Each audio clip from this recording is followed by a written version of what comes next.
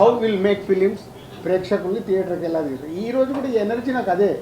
సీతమ్మ వాకిట్లో రిలీజ్ చేస్తే ఇలా ఫుల్స్ ఉందంటే ఓకే. నిన్న అనిల్ రావు ఇప్పుడు ఫోన్ చేసి చెప్పాడు మీ టైం బాగుంది అంటే దీనిలో కూడా డబ్బులు వస్తున్నాయి. డబ్బులు కాదని కిక్, అంటే పని చేయడానికి మాకు కిక్ కావాలి. కిక్ ఎక్కడికి వెళ్ళి వస్తాయి. బాగుంది.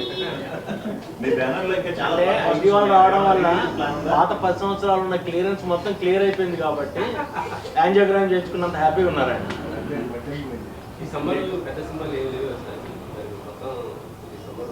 ఎందుకు లేవే ప్రతి వారం 2 సినిమాలు ఉన్నాయి. మళ్ళీ అదే పెద్దవి ఉన్నాయా చిన్నవి ఉన్నాయి కదా, ఆడే సినిమాలు ఏమున్నాయి చూసాం. ప్రేక్షకులకు ఏం నచ్చుతుందో మనకు తెలియదు కదా. సరే గద్దర్ అవార్డ్స్ ఎప్పుడు ఇప్పిస్తున్నారు? అది ఎఫ్డీసీ సపరేట్గా మాట్లాడు. ఎఫ్డీసీ సపరేట్గా మాట్లాడు. ఇప్పుడు ఓన్లీ దిల్ రాజు ప్రొడ్యూసర్గా మాట్లాడు.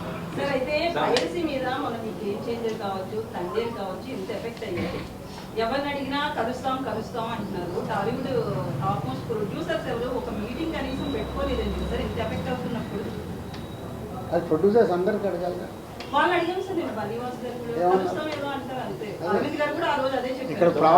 ఇక్కడ ప్రాబ్లం అదే. ఆ వారం రిలీజ్ అయిన వాళ్ళకే నొప్పి, తర్వాత పెద్ద పట్టించుకోరు. మా సినిమా ఫీల్డ్లో ఉన్న మా బ్యాడ్ అదొకటే. కలిస్తే చాలా మార్చుకుంటూ రావచ్చు. కలవటానికి ఏంటంటే ఎవ్రీ ఫ్రైడే వాళ్ళ పెయిన్, ఆ ఫ్రైడే సాటర్డే సండే అయిపోగానే మళ్ళీ మండే నుంచి కొత్త షూటింగ్ ఏంటి, కొత్త సినిమా ఏంటి, దాంట్లో పడిపోతారు. పక్కోడేమో ఈ సినిమా రిలీజ్ అయిందా, ఎలా ఉంది టాకు, ఇలా ఫ్రైడే సాటర్డే సండే అరే హెచ్డీ ప్రింట్ వచ్చిందా, అయ్యో ఎట్లా మరి మన సినిమాకి ఎట్లా, ఆ రోజు పడుకొని లేస్తే వాళ్ళు మర్చిపోతారు. సరే ఇప్పుడు దానికి ఒక ఉద్యమం కావాలంటే అందరు ఆ పెయిన్ అర్థం చేసుకొని ఇప్పుడు అండర్ ప్రొడక్షన్లో ఉన్న ప్రొడ్యూసర్లు అందరూ స్పీడప్ అవ్వాలి. స్పీడప్ అయ్యి మార్చుకోవడానికి ఏం చేయాలి. పోటీ కానీ అంటే సత్సంబంధాలు అనేవి లేకపోవడం వల్ల కూడా కాబట్టి సంబంధాలు అద్భుతంగా ఉంటాయి. సంబంధాలకి పెయిన్ నేను ఒకటి చెప్తున్నాను రాజు గారు.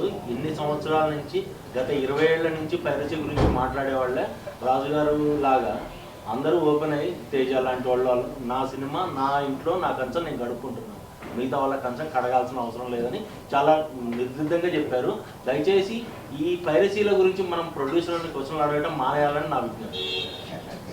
సో డెఫినెట్గా అంటే క్వశ్చన్ వచ్చింది కాబట్టి ఒక్క నిమిషం అంటే ఎఫ్డీసీ ద్వారా హైదరాబాద్లో బేస్ కాబట్టి ఏం చేద్దామనేది కొంచెం నేను లీడ్ తీసుకుంటున్నాను. అంటే ఏ ప్రొడ్యూసర్ కూడా నన్ను ఇంకా ఎఫ్డీసీకి వచ్చి ఈ క్వశ్చన్ సరే ఏం చేద్దామని అడగల. అయినా నేను ఒక నిర్మాతగా నాకు రెస్పాన్సిబిలిటీ ఉంది కాబట్టి గవర్నమెంట్కి ఆల్రెడీ ఒక లెటర్ ప్రిపేర్ చేశాను. సో డిపార్ట్మెంట్తో కూర్చొని ఏం చేయొచ్చు, ఎందుకంటే బేస్ అంతా హైదరాబాద్లో ఉంది కాబట్టి తెలుగు సినిమా చేద్దామనే ప్రయత్నం స్టార్ట్ చేశాను. అడిగారు కాబట్టి లీడ్ చేసేస్తున్నాను ఎందుకు. బట్ ప్రొడ్యూసర్ మళ్ళీ ఇది మా పెయిన్. దిల్ రాజు ఒక్కరు కాదు, సినిమాలు తీసే ప్రతి నిర్మాత కూర్చొని చేసుకోవాల్సిన బాధ్యత. ఒక సినిమాకు డ్యామేజ్ అవుతే డబ్బు పోయేది ఓన్లీ ప్రొడ్యూసర్దే. ఆ ప్రొడ్యూసర్స్ ఎందుకు తేరుకోవట్లేదు అర్థం కావట్లేదు.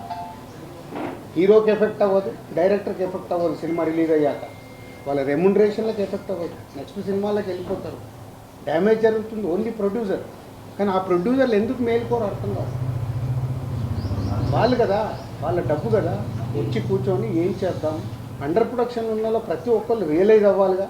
గేమ్ చేంజర్కి హెచ్డీ ప్రింట్ వచ్చింది, తండేల్కి హెచ్డీ ప్రింట్ వచ్చింది, రేపు మీ సినిమాలకు రాదా.